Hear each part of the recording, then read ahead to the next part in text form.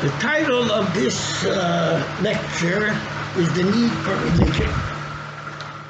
Many people today feel that religion is obsolete and people don't need it anymore. In the world today, there's a movement for freedom, and people want to leave the old age in the past. That's religion. And they want to live on the new age values, which is freedom. Everyone is free. We're all free. We don't need those laws and commandments anymore. But they're mistaken. They have to look at the foundations of life to understand where religion fits into life and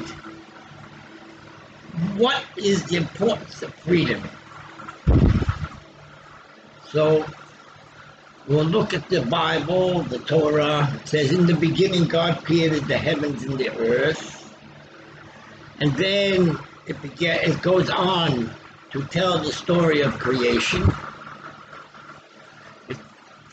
In the story of creation, there are 10 utterances, 10 passages. The first day, the second day, the third day, the fourth day, the fifth day, the sixth day, and then the Sabbath, culmination. On the sixth day was created man. Now, Torah tells us that man was created, he was in the Garden of Eden alone. He was alone there. He was created from nothing, by God from nothing, but in 10 utterances, there are 10 different passages, or the 10 utterances. These passages we learn in the Zohar represent 10 emanations. And in the beginning, there was God, whose name is Elohim, who was a spiritual unity. It was the unity of mercy and justice. And in this unity was revealed man, Adam, with this unity. The name of Adam is the numerical value of 45, which we're told is the secret of the unity of God, which is in the letter Aleph. The name of God with the letter Aleph. Aleph is a picture of unity, a point above, a point below, and a line within the middle. The Aleph. I'll show you the Aleph. The Aleph. Here it is. It's a line in the middle and 2 points above. And Adam, in his creation, is through the name of God, which has the letter Aleph in it.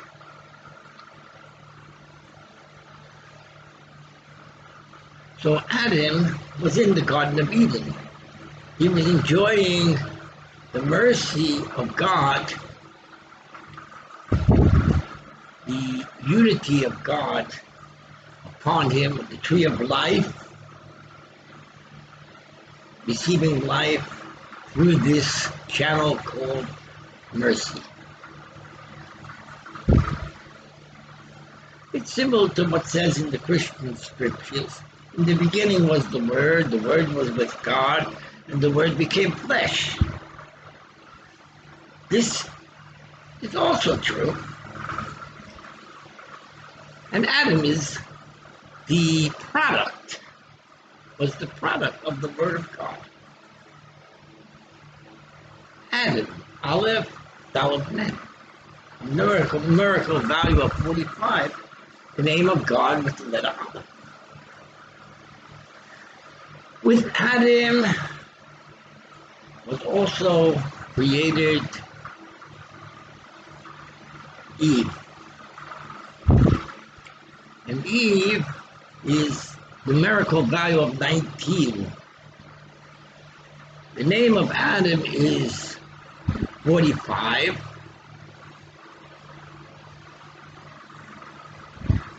And 45, take away 19 is 26.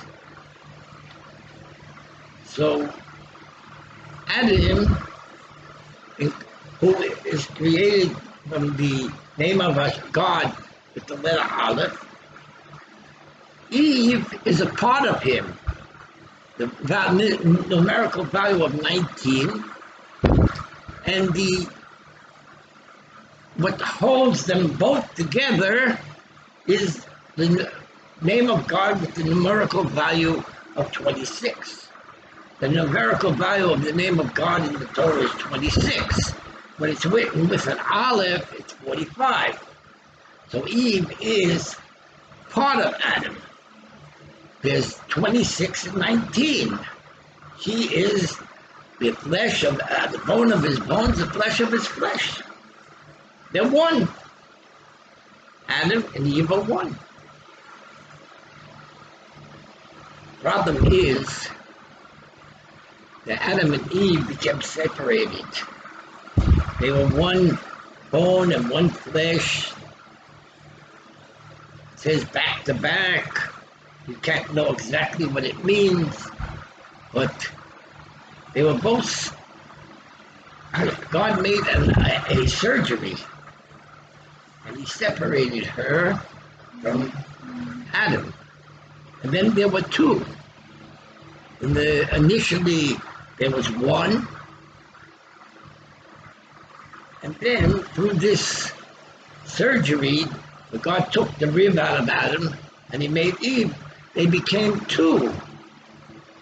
Now that they were two, when Adam was no longer alone,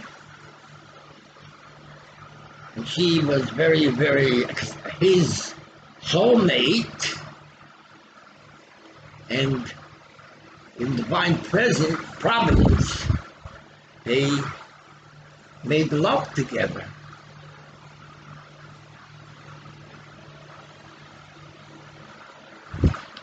God said, don't eat from the tree of knowledge. That is the knowledge that you are only a man and she is a woman, and there is natural love. Before, there was for them spiritual love and freedom. And now, when they were separated, they're told that they sinned. They had natural love, and through natural love, they gave birth to two children, which is Cain and Abel. Now, Adam and Eve lived on the mercy of God, which is the more of the tree of life.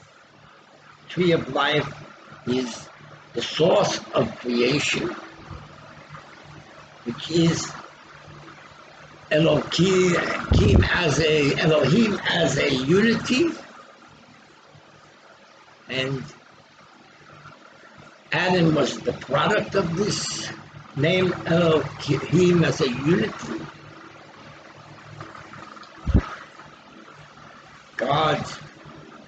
God's child in the world. Their children were born imperfect,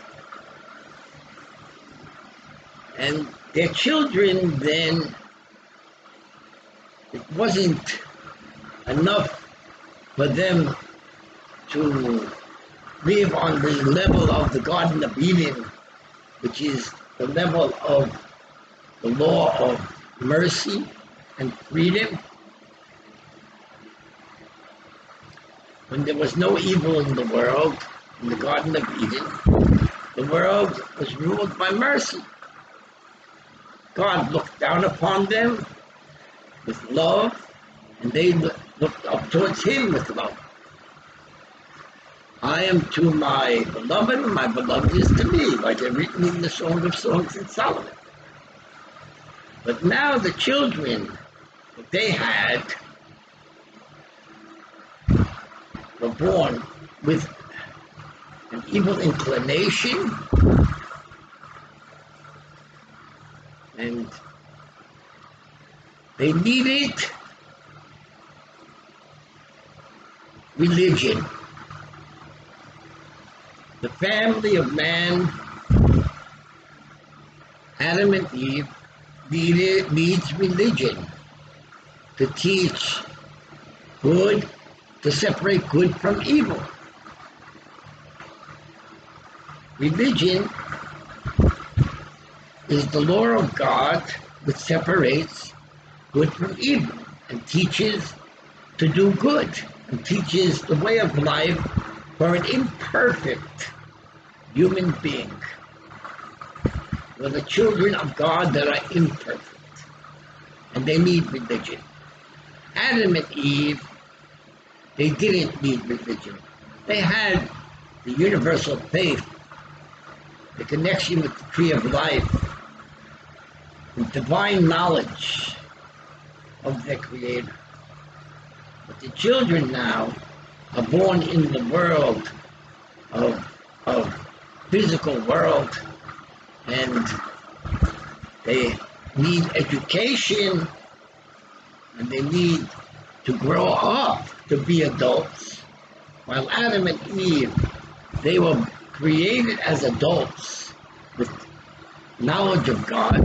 The children have to begin to be educated with the fear of God and to believe in God. Religion teaches simple faith in God.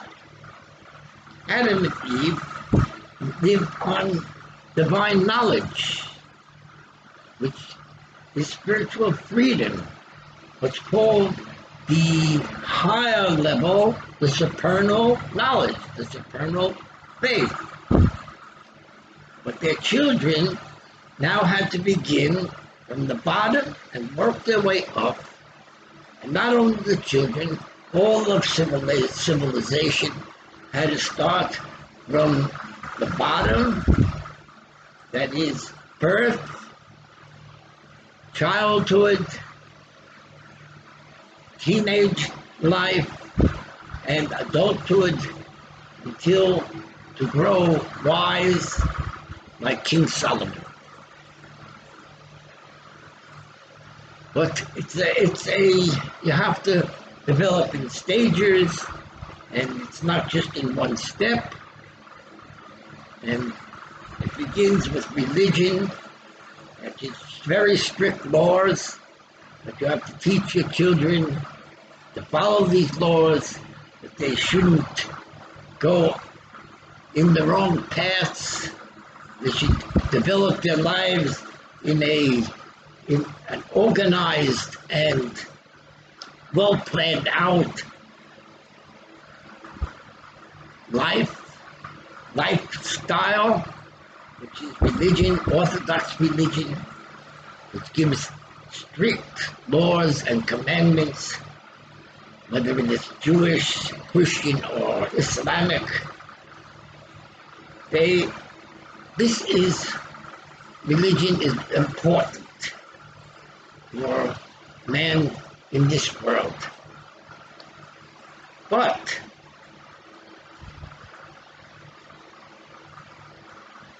a person according to the Book of Splendor, the Zohar, it's also important to know that your source in the supernal worlds, that where you came from, that you were born from a divine unity, and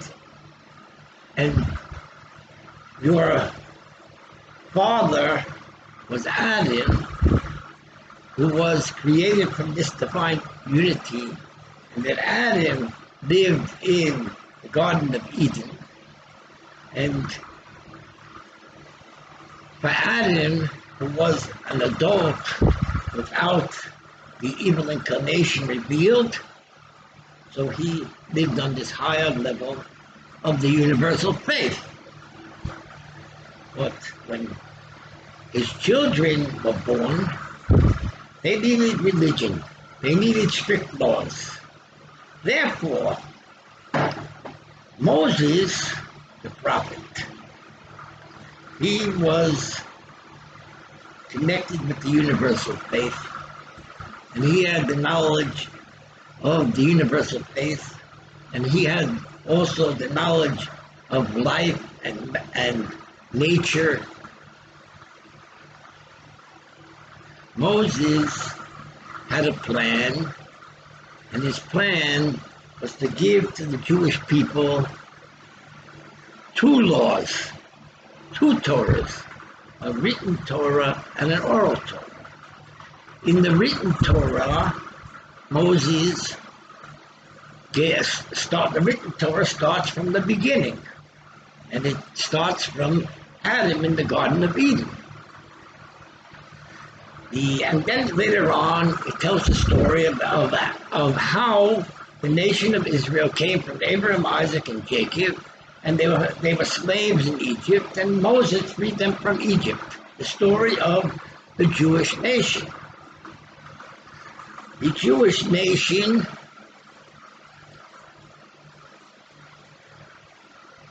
connects to their forefathers. That is Abraham, Isaac, and Jacob. And they have the merit of their forefathers. And they're children of these holy saints that are described in the Bible. And the children, Jewish children, have simple faith in God. Well, because they have the connection with the Bible and the forefathers.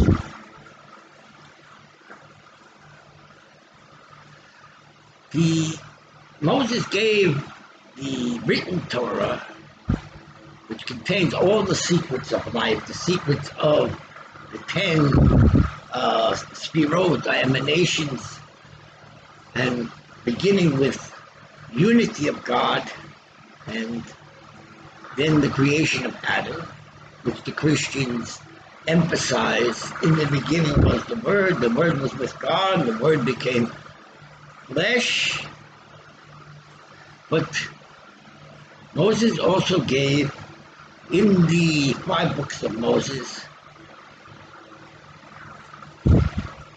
religion. So when you look at the Torah, without looking at the Zohar or esoteric Judaism, it's only one Torah. It's only one law. But the Zohar reveals, no, that within this one law, there are two laws. One is the law of the universal faith, which is those 10 utterances which God created the world. God as a divine unity created the world. And then the second Torah, where was given for the children of Adam and Eve, the Jewish children, who are connected to the forefathers. They're the children of Abraham, Yitzchak, and Jacob, Abraham, Isaac, and Jacob. And the nation connects with the forefathers through the mother. The mother is the factor which they have. She is descendant from their forefathers. Most important, the connection with the mother as lineage connection. And Jews were given a religion, which is 613 commandments. And through this religion, they were made a nation, and the Jewish nation was promised by God to be to have their homeland in the land of Israel, and they succeeded to conquer the land of Israel and build the biblical nation of Israel. In Israel and Jerusalem, 12 tribes. The land was divided up into 12 parts, and there was a constitution that was the Torah, and they had their land, because every nation needs a land and a constitution, and they had then the land of Israel to be their homeland, even after the Romans conquered the Jewish people and they were dispersed, but there remains the connection to the land of Israel in the religion, in Judaism. Jews follow the precepts of their religion with simple faith. They are instructed in the Torah to have fear of God, love God, but have fear of God, and to serve God. Their main desire of a righteous Jew is to serve God according to the commandments of the Torah. That is, the keeping of the Sabbath, the keeping of the holidays, the putting on phylacteries each day of the week, circumcision of the children,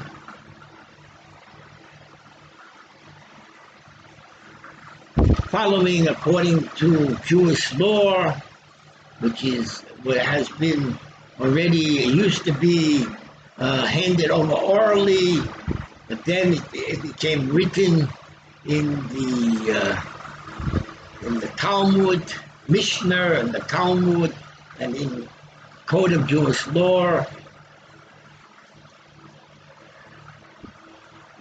This was the foundation of the nation of Israel, because the nation of Israel is a nation of men, women, and children.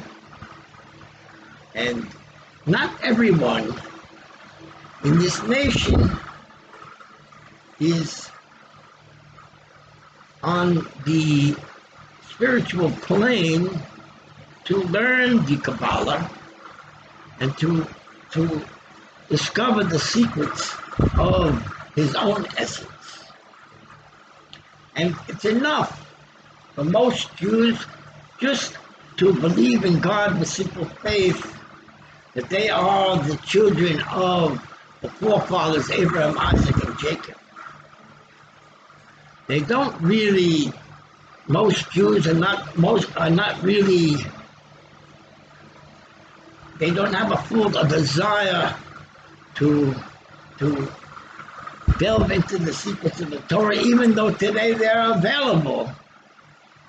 The Zohar came out about 700 years ago, which was certified as authentic and which give Jews the right and privilege to someday delve into the secrets of Torah. Even in the Zohar, we are warned about going out of the simple interpretation of the Torah and the learning of the laws of the Torah to enter into esoteric topics of Judaism, because it can interfere with the unity of the nation of Israel. Christianity, the Zohar says, came into the world and became an enemy of Judaism, because their teaching in the beginning was the Word was with God, the Word became man, which is esoteric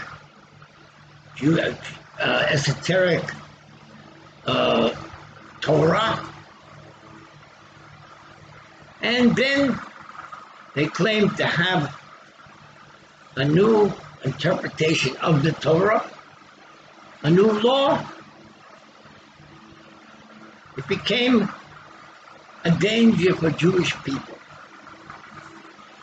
Jewish people were more connected to simple faith, and they being connected to simple faith and building a family, they were not interested in the coming of the Messiah for any other purpose than for the sake of their nation and their people and their families and the health of their families.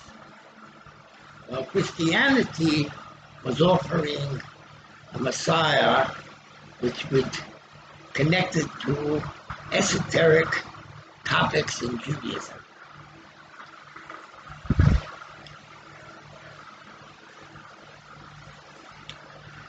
The esoteric topics of Judaism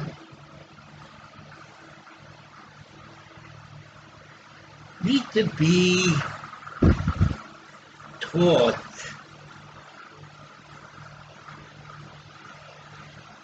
without any connection to religion, but as divine knowledge. When Christianity connected the esoteric topics to religion, this was a problem. Rome adopted Christianity, and Christianity became connected to religion. There has to be a separation between the supernal knowledge and the lower knowledge. These are two worlds. You can't mix them, put them together.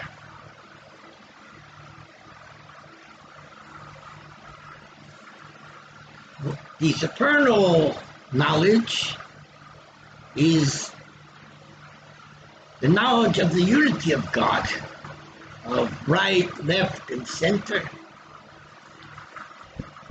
The middle is was what is called Keter,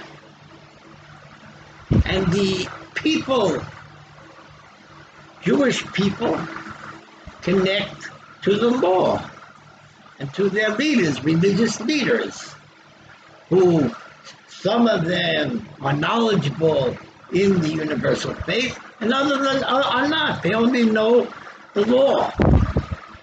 Today, even the Vilna Gaon said that the teachers of Israel, the rabbis of Israel, should also know what is the esoteric topics, even if they don't teach them.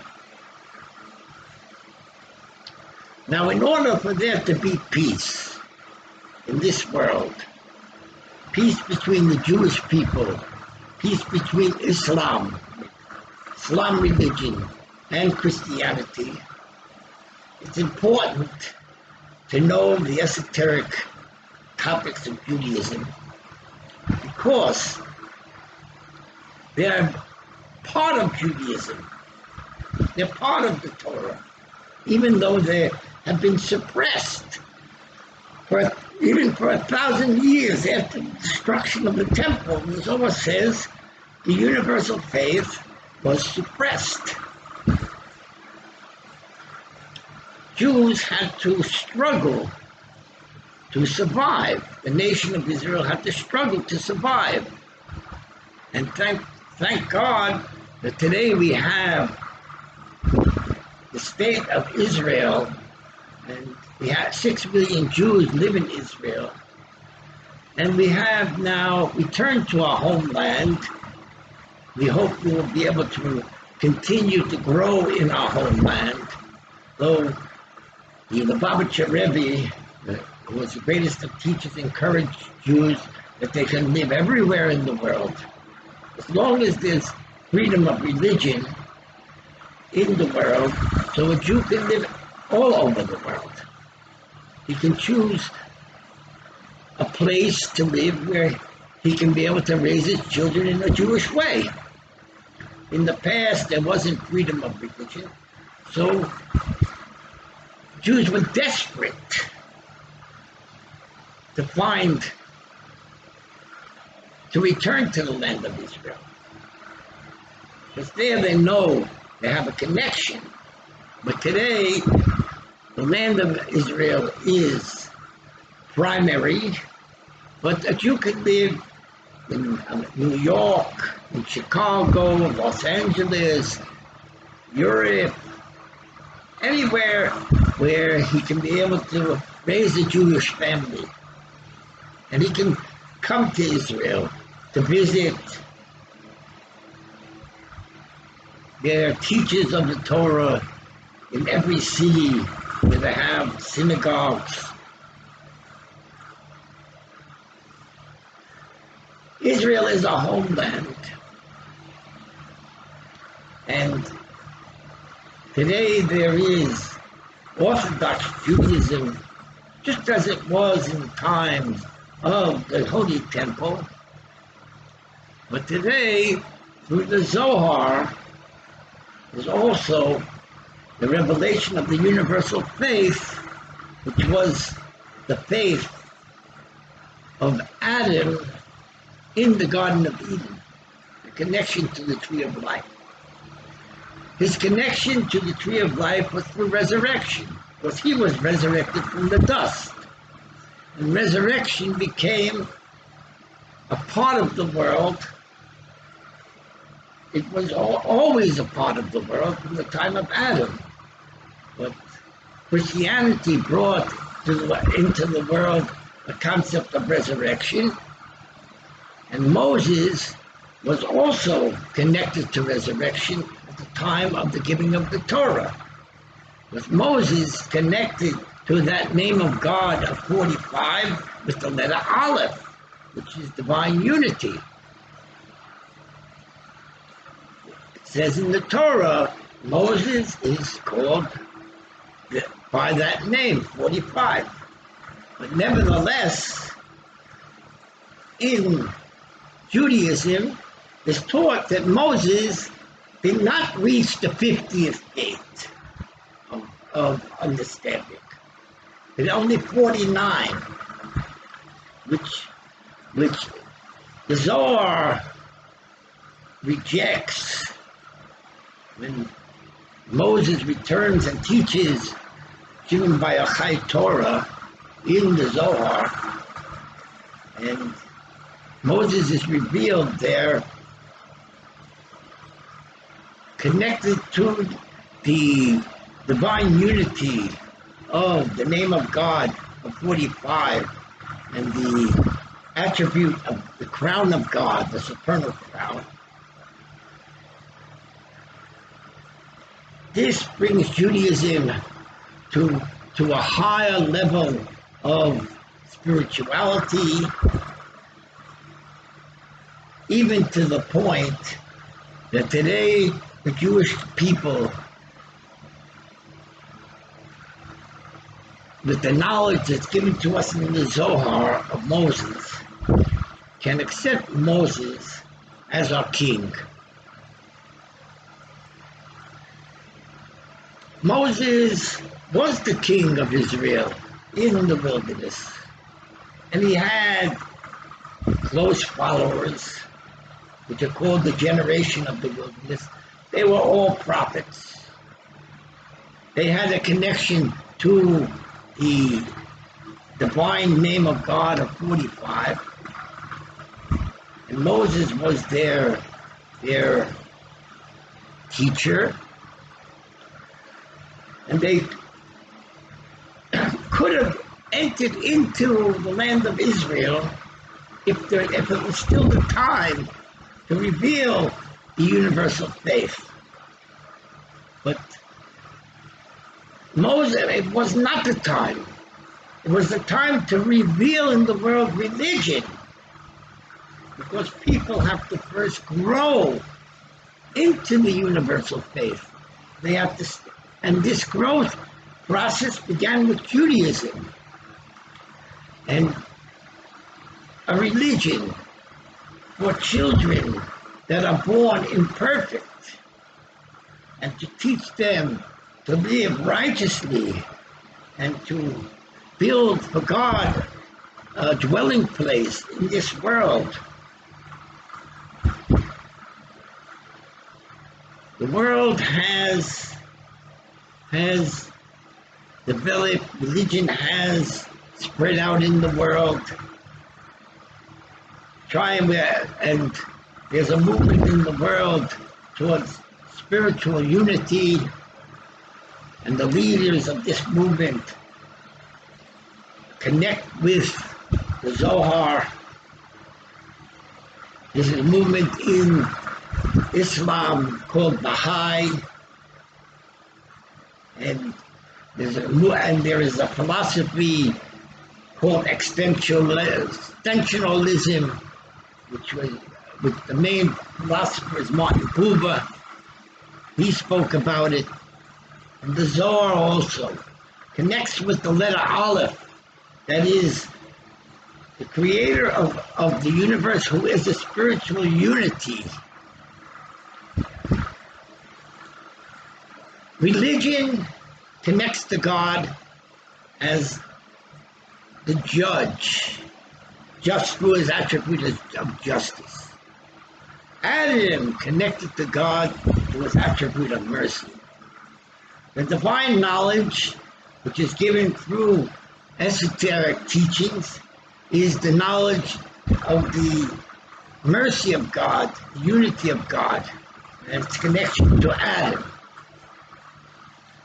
The Torah teaches us that Adam left the Garden of Eden, and in this world we need religion. And religion connects to the fear of God, the attribute of God as king and justice. Moses today can be received as a resurrected soul. Resurrection has brought him into the higher realms of creation, the attribute of mercy. Mercy comes through resurrection. Adam was born through resurrection. Moses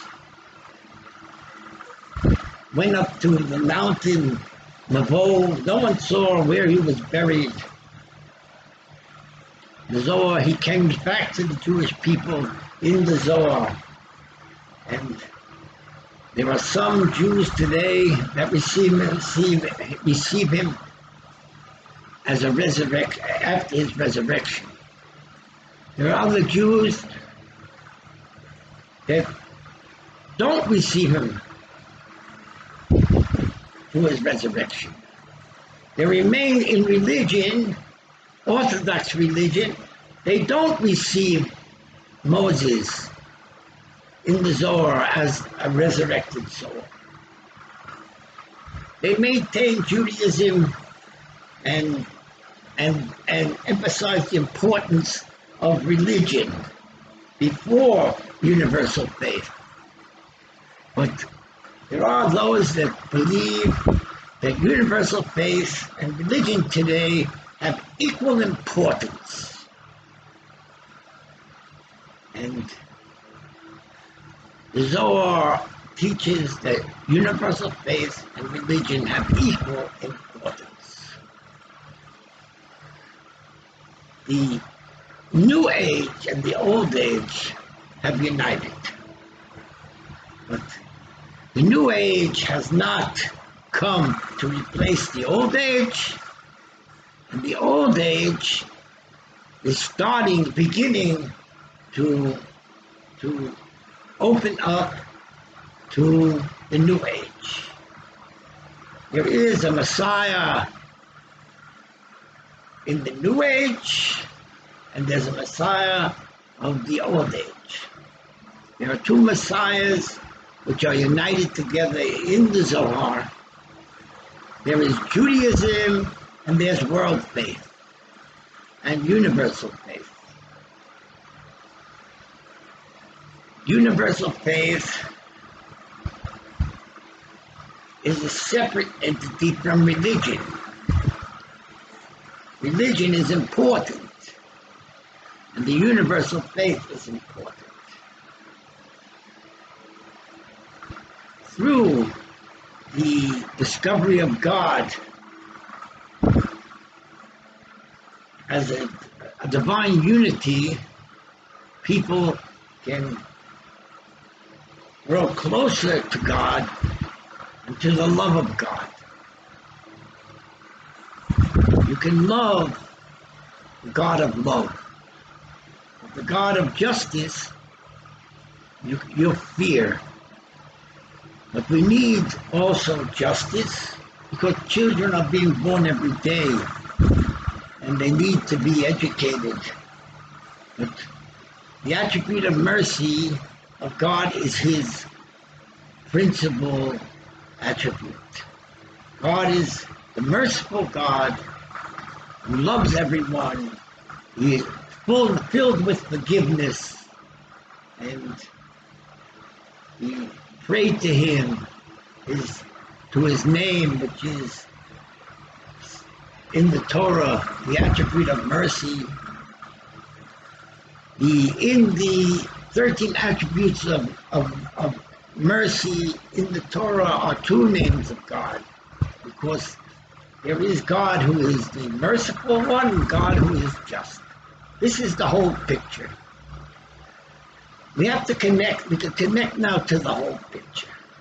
But Judaism has been connected for 2,000 years to the name of God as he is called the Lord and King, to his attribute of justice.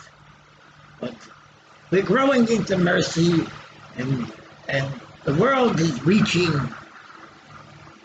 to being much smaller than it ever was, and it's becoming more important to the attribute of God called his divine unity. We should find divine unity. We should raise our children to be in righteousness, in the fear of God, and we should all merit to the love of God. Like it says Shema Yisrael, Adonai Eloheinu, Adonai Echad. Hear, O Israel, the Lord is your God, the Lord is one. In this statement is the divine unity of the universal faith and religion. Afterwards it says, V'ahavta es Adonai Elohecha, v'chol levavecha, v'chol nafshecha, v'chol moedecha. You should love the Lord your God with all your heart, all your soul, and all your might. The love of God connects with the universal faith. God loves the Jewish people. He loves all mankind, and mankind loves God. As King Solomon says in the Song of Songs, I am to my beloved, and my beloved is to me. King Solomon in his day, he knew the secret of the universal faith, but he could only reveal it by way of the books that he wrote, his writings.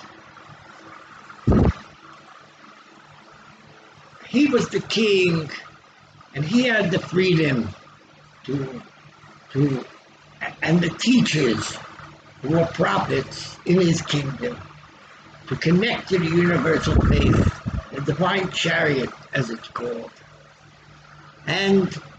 But his people, he was the king and he was the dictator.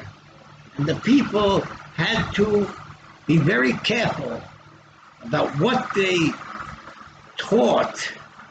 They had to teach the law. The secrets were not to be revealed, even in the time of King Solomon and throughout the kingship of Israel. But today, through the Zohar and the pressures that are on Judaism from other religions in the world that want the universal faith, so we have to come to understand that Shema Yisrael, that statement is called the higher unity, and afterwards when they said Brukshin Kabul, this is the lower unity. We have to know how to distinguish the two. One is the universal faith, the other is religion. God should give us